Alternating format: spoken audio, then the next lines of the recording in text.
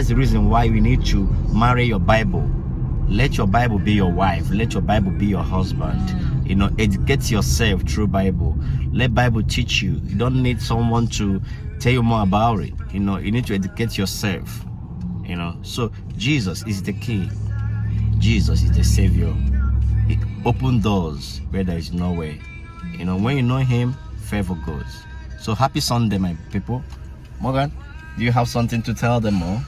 All I can say is throughout everything that I've been through, when I realized that I didn't have to do it alone, Christ would strengthen me through my hard times. Amen. That was the key that I needed this whole time, to know that I was not alone, that Christ was strengthening me to do the things that God intended me to do. Yes. And I'm just so grateful to not have to worry about doing anything alone today. Yeah. I have Christ. Yeah. And I'm grateful. Amen. Do you like? Check out the last word. She has Christ. She has Christ, and she's grateful. Oh, my brother, if you don't have Christ, you're missing it. Thank you so much. Happy Sunday.